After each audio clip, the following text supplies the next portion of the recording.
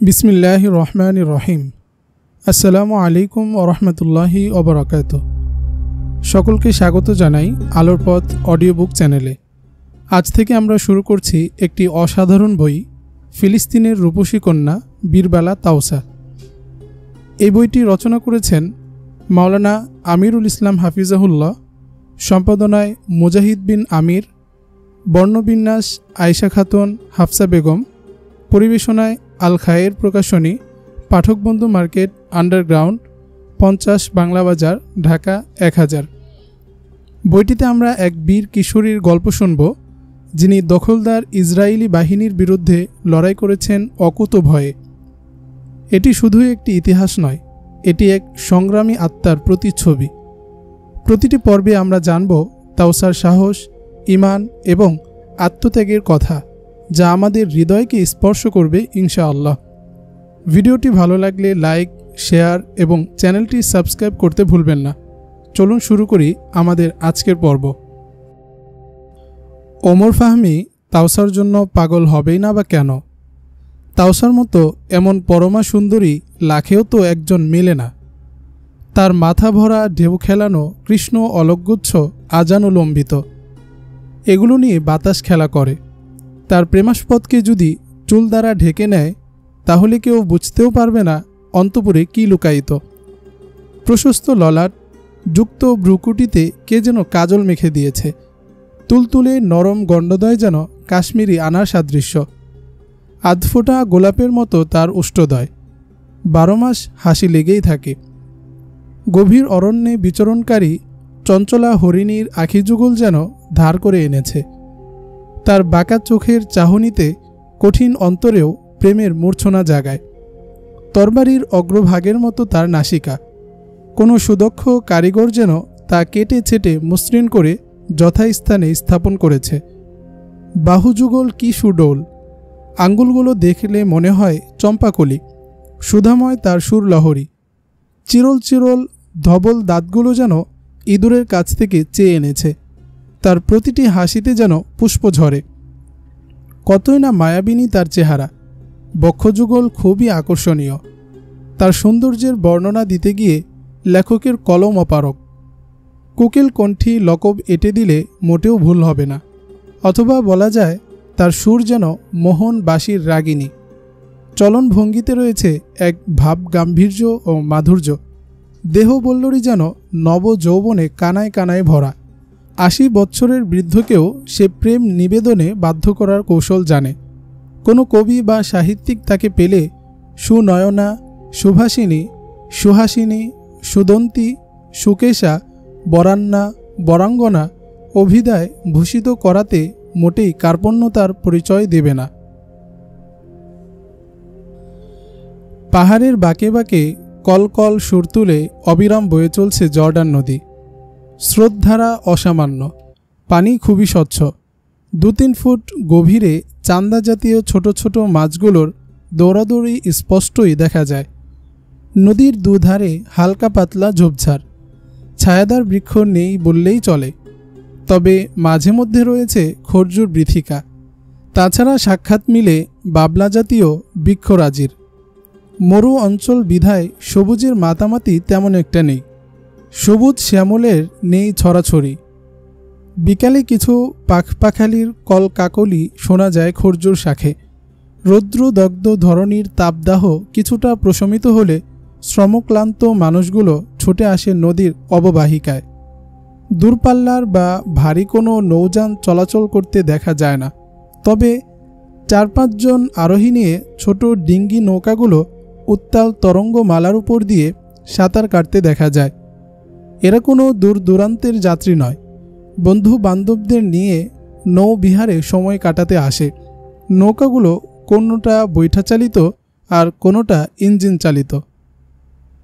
একদিন বিকালবেলা তাওসা তার 2 জন বান্ধবীকে নিয়ে নদীর অববাহিকায় একটি খরজুর বৃক্ষের শীতল ছায়ায় বসে গল্প করছে। এমনটি তাওসা প্রায় সময়ই করে থাকে।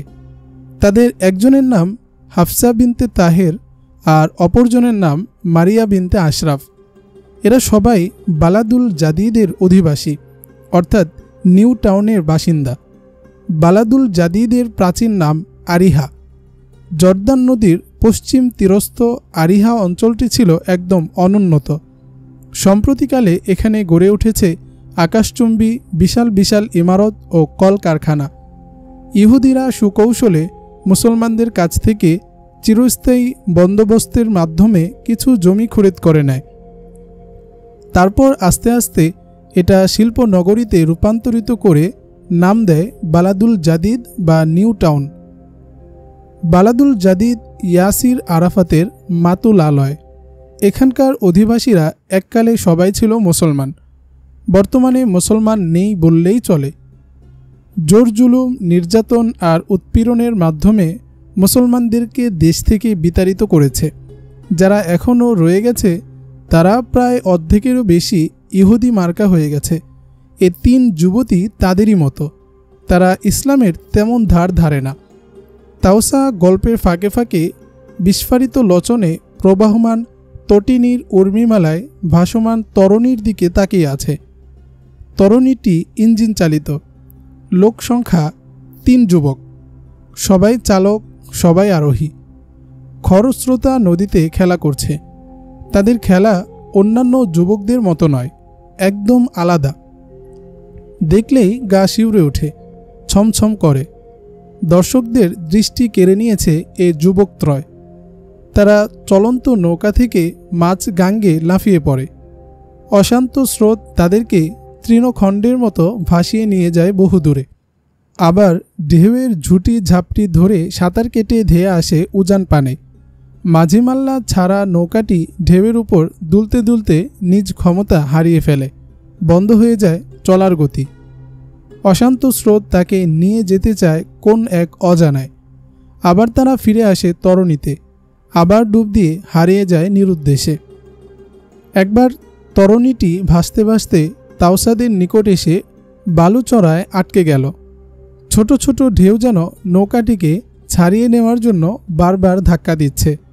মনে হচ্ছে যেন তাকে নিতে চাচ্ছে নদীর মাঝে খেলা করার জন্য, কিন্তু তারা ব্যর্থ হচ্ছে প্রতিবারই। এর মধ্যে গগনচুম্বী একটি ঢেউ এসে নৌকাটিকে ধাক্কা দিয়ে প্রায় 10 মিটার উপরে নিক্ষেপ করে ভদ্রতার সাথে চলে গেল। মনে হচ্ছিল যেন তাদের শত্রুতা ছিল পূর্ব থেকেই। তাওসা মনের আনন্দে তার সখীদের নিয়ে তরণীতে গিয়ে বসল। এবার একজন বলল, চল তো এটাকে অল্প পানিতে নামিয়ে খেলা করি। আবার অপর একজন বলল, এটাকে অত সহজ মনে করিস নে। ইঞ্জিন চালু করতে পারবি কি উত্তাল তরঙ্গমালার মধ্যে হাল ধরে বসে থাকতে? কাজেই ওসব চিন্তা বাদ দিয়ে বসে বসে ঠ্যাং নাড়া। এবার তাওসা বলল, নৌকার আরোহীরা হয়তো কিছুক্ষণের মধ্যেই ফিরে আসবে। এসব আজে বাজে কাজ করার কোনো প্রয়োজন নেই। চল বসে বসে গল্প করে সময় কাটাই। এভাবে বেশ কিছু সময় পেরিয়ে গেল, কিন্তু যুবকদের ফিরে আসার কোনো নামগন্ধও নেই। এদিকে সময় অনেক বয়ে গেছে। হাফসা বিনতে তাহের ও মারিয়া বিনতে আশরাফ চলে যাওয়ার জন্য খুব ব্যস্ত হয়ে গেছে। উভয়ের বাসস্থান তাওসার বাসস্থানের সাথেই। শেষ পর্যন্ত তারা চলেই গেল। সূর্য লালিমা ছড়াচ্ছে পশ্চিম আকাশে। এটা যে সন্ধ্যা নেমে আসার পূর্বাভাস তা ব্যাখ্যা করে বোঝাবার দরকার নেই। এবার তাওসাও চলে যাওয়ার চিন্তা করছে। তাওসা চঞ্চলা হরিণীর মতো এদিক ওদিক গ্রীবা ঘুরিয়ে তাকাচ্ছে। হঠাৎ দেখে প্রায় 50 মিটার দূরে কুমির ছানার মতো নাসিকা দুটি পানের উপর ভাসিয়ে এক যুবক এদিকে আসছে। তাওসা তাড়াতাড়ি এক লম্ফে নৌকা থেকে নিচে নেমে একটি খেজুর গাছের আড়ালে গিয়ে দাঁড়ালো। চোখ দুটি যুবকের দিকে নিবন্ধ। যুবক নৌকার সোজাসুজি তটে এসে দাঁড়ালো। তাওসা অনেকটা লুকোচুরির মতো যুবকটিকে অবলোকন করছে। যুবক নৌকার কাছে যাওয়ার সময় 4 চোখের মিলন হয়ে গেল, কিন্তু কেউ কাউকে কিছুই জিজ্ঞেস করেনি। সবাই নির্বাক। যুবক বুঝতে পারছে তার নৌকাটি সলিল তরঙ্গের আচমকা ধাক্কায় তীরে উঠে গেছে। এটা কোনো ইনসানের কাজ নয়। সে নৌকাটি পানিতে নামানোর জন্য শরীরে সব শক্তি খরচ করে মাত্র কয়েক ইঞ্চি সরাতে পারছে। তাওসা যুবকের কাণ্ড দেখে খিলখিল করে হেসে উঠল। হাসির আওয়াজ লুকাতে পারল না। ইথারের সহযোগিতায় পৌঁছে গেল যুবকের কর্ণকুহরে। যুবকের চক্ষুদয় আবার ছুটে গেল মেয়েটির দিকে। তাওসা আবার মিছামিছি লুকানোর ভান করল খরজুর বৃক্ষের আড়ালে। মুখে তার গালভরা হাসি। যুবকের দৃষ্টিবান থেকে রেহাই পেল না। ওমর ফাহমি আবার সর্বশক্তি নিয়োগ করে নৌকাটি টানাটানি করছিল। তা দেখে তাওসা মনে মনে ভাবল, লোকটিকে এবার একটু সাহায্য করা দরকার। তাই সে কয়েক কদম এগিয়ে এসে নৌকাটির কার্নিশে ধরে ঠেলতে লাগল। এবার আস্তে আস্তে পানিতে নেমে গেল। যুবক মেয়েটিকে অসংখ্য ধন্যবাদ দিয়ে ইঞ্জিন স্টার্ট দেওয়ার চেষ্টা করল, কিন্তু স্টার্ট নিচ্ছিল না, কারণ ইঞ্জিনে বাতাস ঢুকে অচল করে দিয়েছে। মেয়েটি ডাগর দুটি আঁখি মেলে যুবকের দিকে তাকিয়ে রইল। যুবক বাতাস বের করার জন্য আপ্রাণ চেষ্টা চালিয়ে যাচ্ছে এবং মনে মনে ভাবছে, হায়, আমি তো এখনই চলে যাব, কিন্তু এ দরদিনী মেয়েটির পরিচয় না জানাই রয়ে গেল। এ অসময়ে সে যদি সাহায্য না করত তবে তো খুব কষ্ট করতে হতো। এই মুহূর্তে কোনো উপঢৌকন না দিতে পারলেও কমপক্ষে তার পরিচয়টি জেনে নেই। তাই সে প্রশ্ন করল, তোমার নামটি জানতে পারি কি সুন্দরী? আমার নাম জানলে লাভ কি হবে? লাভ লোকসান খতিয়ে দেখার তো সময় নেই, তবে জানতে ইচ্ছে করছে। আমার নাম যখন জানতে চাচ্ছেন তবে জেনে নিন। আমার নাম তাওসা বিনতে খলিল। তোমার আব্বু তোমার নামটা ঠিকই রেখেছেন। নামের বাস্তবতা চেহারায় সুপ্রকট। তা আবার কেমন? তোমার নামের অর্থ জানো? আমি তো এত বড় পণ্ডিত নই, এসব জানবো কি করে? আমাকে পুরস্কার দিলে তোমার নামের অর্থটা বলে দেব। পুরস্কার তো আমারও পাও না। কার কাছে? নৌকাওয়ালার কাছে, কারণ বহুক্ষণ তা পাহারা দিয়ে রেখেছি। তুমি যে আমার নৌকায় এতক্ষণ বসে রইলে, তার ভাড়া কি পরিশোধ করেছ? ওম্মা, এটারও কি ভাড়া লাগবে? আমি তো চালাইনি, শুধু বসে বসে পাহারা দিয়েছি। ঠেলাঠেলি আর ধাক্কাধাক্কির মজুরি কই? হ্যাঁ, এটা তোমার ন্যায্য দাবি। তোমার সাহায্য ছাড়া দুষ্টটাকে পানিতে নামানো বড় কষ্ট হতো। অনেক উপকার করলে বোন, অনেক উপকার করলে। আচ্ছা চলো, উভয়ে পাওনা দাওনা ক্ষমা করে দিই। এবার শোনো, তোমার নামের অর্থ। তাউস শব্দের অর্থ হলো ময়ূর, আর তার স্ত্রীলিঙ্গ হলো তাওসা, অর্থাৎ ময়ূরী। ময়ূর খুব সুন্দর পাখি। অপরূপ সুন্দর করে আল্লাহ এই পাখিটিকে সৃষ্টি করেছে। কি সুন্দর তার রূপের বাহার। ময়ূর বেহেশতি প্রাণীদের মধ্যে একটি। বাদলা দিনে ময়ূর পেখম মেলে যখন নাচতে থাকে, তখন অন্তরে দোলা লাগাতে থাকে। তোমার চেহারা আর নামের সাথে যথেষ্ট মিল রয়েছে। যুবকের কথা শুনে তাওসা আবার প্রশ্ন করল, তোমার নামটা তো জানা হলো না। আমার নাম ওমর ফাহমি। অর্থটাও বললে ভালো হয়। ওমর শব্দের অর্থ বয়স, আর ফাহমন শব্দের অর্থ হলো বুঝ। আব্বু এদিকে লক্ষ্য করে নাম রাখেননি, একজন সাহাবীর নামানুসারে আমার নাম রেখেছেন। আসলে আপনার নামটা রাখার দরকার ছিল তাওস, কারণ আপনিও কম সুন্দর নন, যেন এক রাজদুলাল। একেবারে জুলাইখার ইউসুফ, লাইলার মজনু আর শিরিন ফারহাদ। আমার আব্বু তোমার আব্বুর মতো বুদ্ধিমান থাকলে হয়তো তাই রাখতেন। তোমার বাসস্থানের কথা তো জানালে না। বাসস্থান দিয়ে কি করবেন? যদি কোনো দিন মেহমান হই। আমার মেহমান হওয়া অত সহজ নয়, তবেই বলছি শোনো। আমার বাসস্থান বালাদুল জাদিদে। এটা তো আরিহায়, তাই না? হ্যাঁ, পূর্বের নাম তো ছিল আরিহাই। আচ্ছা বোন, আরিহার ধনকুবের ও জগৎ বিখ্যাত আলেম আল্লামা খলিল সাহেবকে জানতে কি? এ কথা শোনার সাথে সাথে মেয়েটির অজান্তে তার চোখ থেকে মুক্তার দানার মতো কয়েক ফোঁটা অশ্রু গণ্ডদেশ প্লাবিত করে নিচে ঝরে পড়ল। তা দর্শনে ওমরের অন্তর যেন ফেটে চৌচির হয়ে যাওয়ার উপক্রম। সে তার কান্না থামিয়ে মেয়েটিকে তার ব্যথার কথা প্রকাশ করতে বলল। এবার মেয়েটি তার আখি যুগল মুছতে মুছতে বলল, হ্যাঁ, আমি সেই খলিল সাহেবেরই আদরের তনয়া তাওসা। আমরা তো জানি প্রায় 10-12 বছর আগে ইসরায়েলের বর্বর সৈন্যরা তাকে শহীদ করে দিয়েছে। তা কি ঠিক? হ্যাঁ, তা সত্য। আমি বাইরে থাকার কারণে বেঁচে গেছি। তা না হয় আমিও তাদের সহযাত্রী হতে পারতাম। বর্তমানে তোমার অভিভাবক হিসেবে কে আছেন? আল্লাহ আছেন।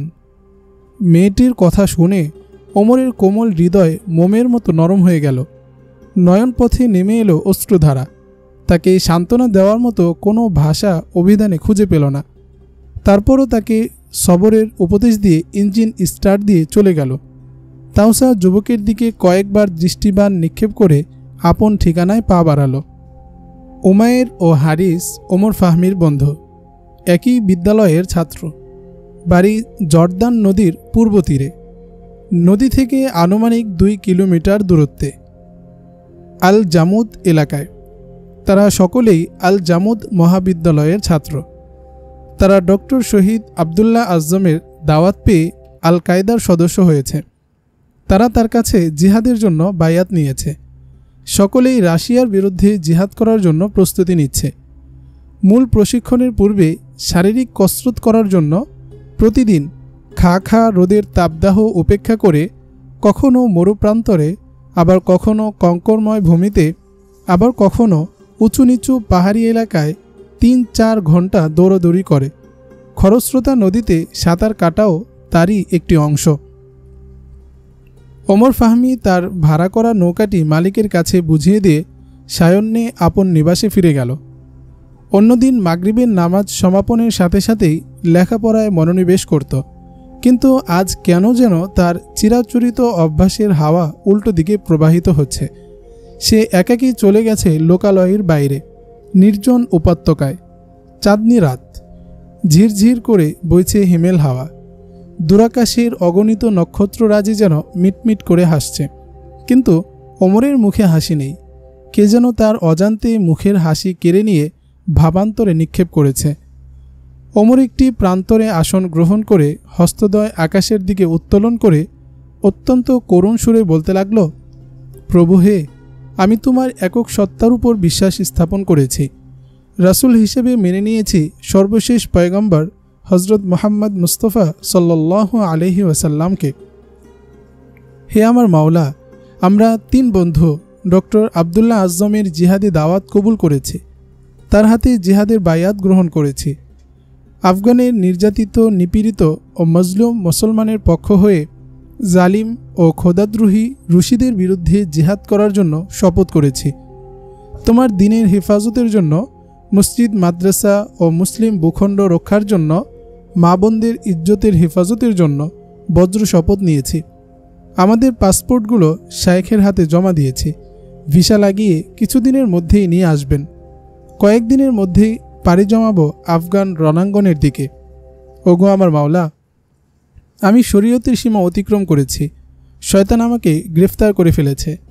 শয়তানের গ্রেফতার থেকে কোনো অবস্থাতেই আমি বের হয়ে আসতে পারছি না। হে আল্লাহ, তুমি হজরত ইউসুফ আলাইহিস সালামের পরীক্ষা নিয়েছ জুলাইখার মাধ্যমে, আর আমার পরীক্ষা নিচ্ছ তাওসার মাধ্যমে। তিনি তো ছিলেন আপনার মনোনীত পয়গম্বর। তিনি ছিলেন চিরপুত পবিত্র। তার দ্বারা গুনাহ হওয়াটা ছিল অসম্ভব। আমি তো হলাম তোমার এক সাধারণ বান্দা। শয়তান সবসময় আমাকে নিয়ে খেলা করে। তোমার বিশেষ দয়া আর অনুগ্রহ ছাড়া তাওসার প্রেমের জাল ছিন্ন করে বেরিয়ে আসতে পারবো না। অতএব তোমারই কাছে সাহায্য চাই। তাওসার মুচকি হাসি আর বাঁকা চোখের চাহনি আমাকে খরিদ করে নিয়েছে। সে আমার হৃদয়াসনে স্থান করে নিয়েছে। এক পলকের জন্য তাকে আমার অন্তর থেকে সরাতে পারছি না। হে আল্লাহ, আমি অপারগ, আমি অক্ষম। আমাকে তুমি মাজুর মনে করো। তাওসা আমার জিহাদের পথের সবচেয়ে বড় বাধা হয়ে দাঁড়িয়েছে। আমি জিহাদের জন্য সব কিছু বিসর্জন দিয়েছি, তা তুমি ভালো করেই জানো। কিন্তু তাওসাকে, হে আমার রব, আমি আমাকে তোমার হাতে সঁপে দিলাম। আমার ইহকাল ও পরকাল যেন বরবাদ না হয়। আমার দ্বারা যেন কোনো প্রকার গুনাহের কাজ সংঘটিত না হয়, সেজন্য তোমার সাহায্য চাই। আমার জন্য ও তাওসার জন্য তুমি যা মঙ্গল মনে করো তাই করো। আমি আর কিছু বলতে পারছি না। হৃদয় ভেঙে যাচ্ছে। আমার ফরিয়াদ তুমি কবুল করো। আমিন ইয়া রাব্বাল আলামিন। ওমর ফাহমি তাওসার জন্য পাগল হবেই না বা কেন? তাওসার মতো এমন পরমা সুন্দরী লাখেও তো একজন মেলে না। তার মাথা ভরা ঢেউ খেলানো কৃষ্ণ অলকগুচ্ছ আজানুলম্বিত, এগুলো নিয়ে বাতাস খেলা করে। তার প্রেমাস্পদকে যদি চুল দ্বারা ঢেকে নেয়, তাহলে কেউ বুঝতেও পারবে না অন্তপুরে কি লুকায়িত। প্রশস্ত ললাট, যুক্ত ভ্রুকুটিতে কে যেন কাজল মেখে দিয়েছে। তুলতুলে নরম গণ্ডদ্বয় যেন কাশ্মীরি আনার সাদৃশ্য। আধফোটা গোলাপের মতো তার উষ্ঠদয়, 12 মাস হাসি লেগেই থাকে। গভীর অরণ্যে বিচরণকারী চঞ্চলা হরিণীর আখিযুগল যেন ধার করে এনেছে। তার বাঁকা চোখের চাহনিতে কঠিন অন্তরেও প্রেমের মূর্ছনা জাগায়। তরবারির অগ্রভাগের মতো তার নাসিকা, কোনো সুদক্ষ কারিগর যেন তা কেটে ছেটে মসৃণ করে যথাস্থানে স্থাপন করেছে। বাহুযুগল কি সুডোল, আঙ্গুলগুলো দেখলে মনে হয় চম্পাকলি। সুধাময় তার সুরলহরী, চিরল চিরল ধবল দাঁতগুলো যেন ইঁদুরের কাছ থেকে চেয়ে এনেছে। তার প্রতিটি হাসিতে যেন পুষ্প ঝরে। কতই না মায়াবিনী তার চেহারা। বক্ষযুগল খুবই আকর্ষণীয়। তার সৌন্দর্যের বর্ণনা দিতে গিয়ে লেখকের কলম অপারক। কোকিল কণ্ঠী লকব এঁটে দিলে মোটেও ভুল হবে না। অথবা বলা যায় তার সুর যেন মোহন বাঁশির রাগিনী। চলনভঙ্গিতে রয়েছে এক ভাব গাম্ভীর্য ও মাধুর্য। দেহ বল্লরী যেন নব যৌবনে কানায় কানায় ভরা। 80 বছরের বৃদ্ধকেও সে প্রেম নিবেদনে বাধ্য করার কৌশল জানে। কোনো কবি বা সাহিত্যিক তাকে পেলে সুনয়না, সুভাষিনী, সুহাসিনী, সুদন্তী, সুকেশা, বরান্না, বরাঙ্গনা অভিধায় ভূষিত করাতে মোটেই কার্পণ্যতার পরিচয় দেবে না। সাধারণত একজন মানুষ অন্য একজন মানুষের প্রতি 3টি গুণের কারণে আকৃষ্ট হয়, যেমন হুসনে সুরত, হুসনে সিরত আর ধন ও দৌলত, অর্থাৎ সুন্দর চেহারা, উত্তম চরিত্র ও ধন সম্পদ। এসবের কারণে একজন অন্যজনের প্রতি আকৃষ্ট হয়। প্রেম ও ভালোবাসা গড়ে ওঠে। আর এই ভালোবাসা গড়ে ওঠা তার অপরাধ নয়, এটা তার সৃষ্টিগত স্বভাব। তবে এটাকে নিয়ন্ত্রণে রাখা বা তা থেকে বিরত থাকা তার ঈমানের দাবি ও বুদ্ধির পরিচয়। মানুষ যদি একটু চিন্তা করে তাহলে বুঝবে এই 3টি গুণ তার নিজস্ব বা অর্জিত সম্পদ নয়। এটা আল্লাহর দান। একসময় তা হারিয়ে যাবে আর সেও চলে যাবে। হজরত ইউসুফ আলাইহিস সালামের মতো সুন্দর চেহারাওয়ালা ও রসুল সাল্লাল্লাহু আলাইহি ওয়াসাল্লামের মতো গুণ বিশিষ্ট নবী ও পাপাচার কারণের মতো সম্পদশালী ব্যক্তিগণও দুনিয়াতে থাকতে পারেননি। সব কিছু ছেড়ে পরপারে চলে যেতে হয়েছে। তাহলে অস্থায়ী বস্তুর উপর আশেক হওয়া কোনো বুদ্ধিমানের কাজ নয়। যেটি এসবের স্রষ্টা ও মালিক, তার সাথে প্রেম করা ও তাকে ভালোবাসাই হলো বুদ্ধিমানের কাজ। আর আল্লাহও এটাকে চান ও পছন্দ করেন। এজন্য আল্লাহ পাক শরীয়তে সীমা রেখা এঁটে দিয়েছেন। সীমা অতিক্রম করলেই তাকে খেসারত দিতে হয়। এখানে শরীয়তের সীমারেখা ছিল কোনো বেগানা নারীর প্রতি না তাকানো ও নির্জনে কথাবার্তা না বলা। শয়তান তাদেরকে টেনে হিচড়ে সীমার বাইরে নিয়ে গেছে, তাই প্রেমানলে দগ্ধ হতেই হবে। এদিকে তাওসা ওমরের সাথে প্রশ্ন উত্তরের পর্ব সেরে সায়ান্নে নিবাসে ফিরছে। সে বেকার যুবতী নয় যে বসে বসে টিভি দেখবে। সে একটি নৈশ শয়তানি বিদ্যা নিকেতনের প্রধান পরিচালিকা। সন্ধ্যা 7টা থেকে রাত 10টা পর্যন্ত ক্লাস করতে হয়। এই প্রতিষ্ঠানটির প্রতিষ্ঠাতা হল ইসরায়েলের গোয়েন্দা সংস্থার চাকরিরত একজন অফিসার। তার কুৎসিত নাম গোডলাক ফেলিউ। এই প্রতিষ্ঠানের যাবতীয় খরচ গোয়েন্দা সংস্থা মোসাদের ফান্ড থেকে দেওয়া হয়।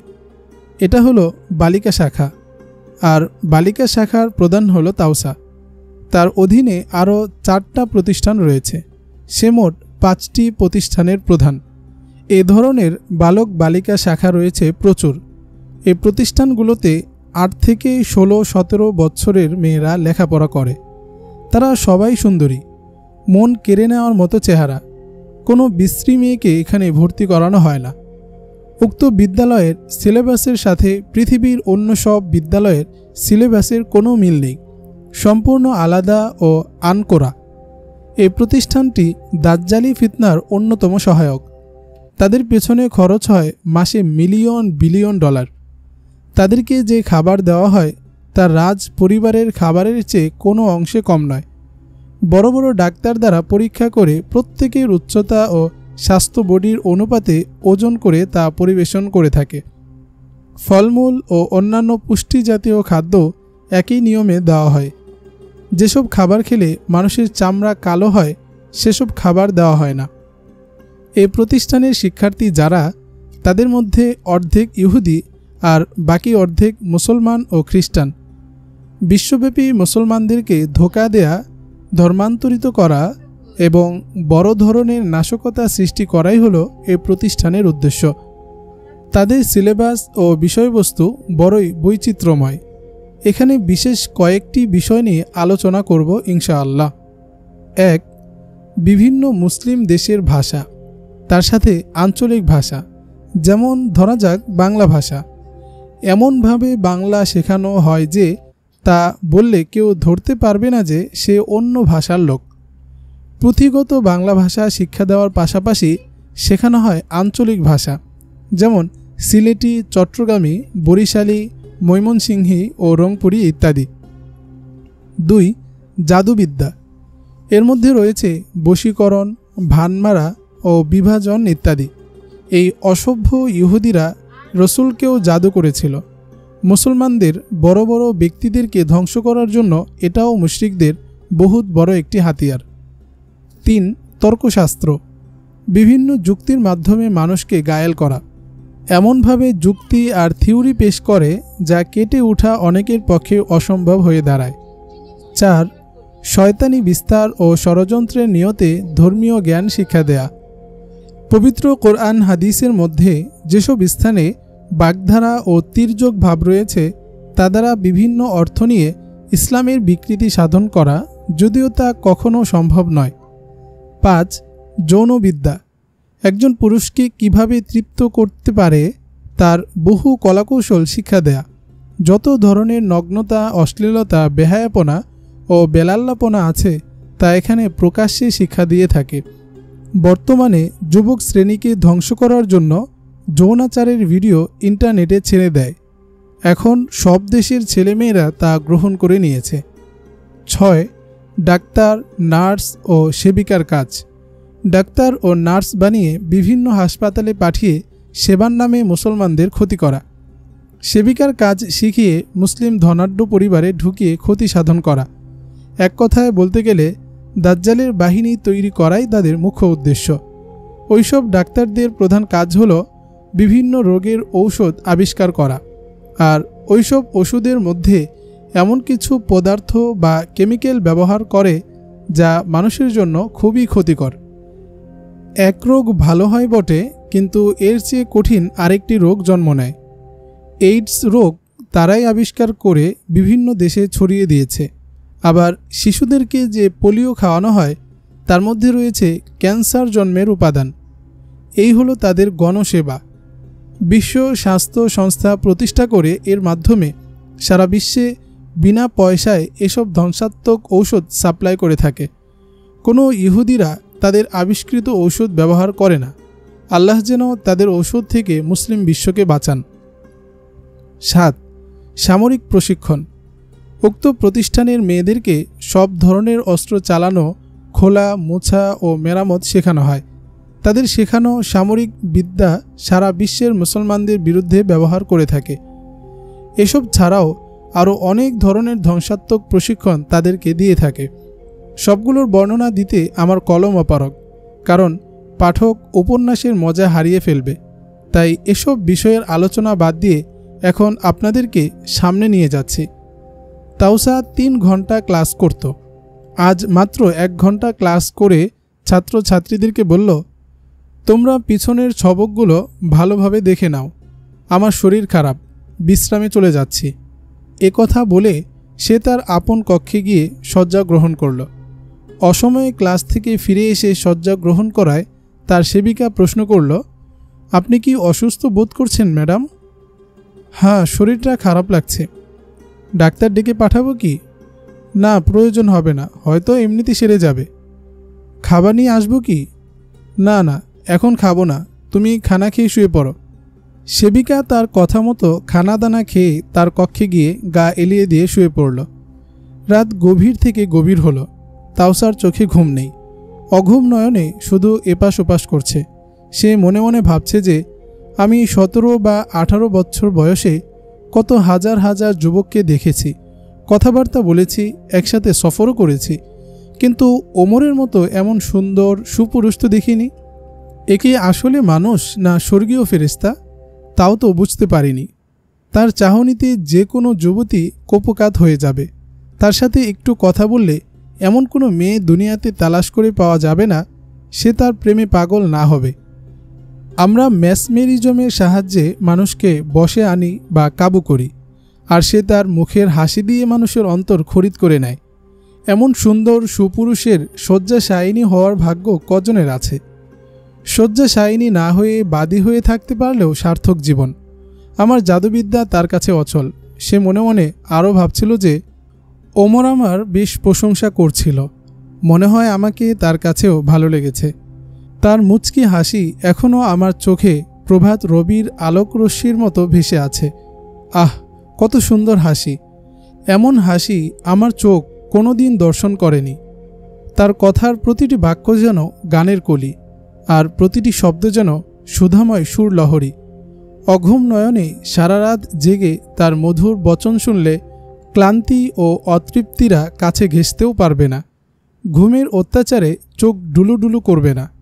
ইমানি জ্যোতিতে তার ললাট যেন জ্বলজ্বল করছে।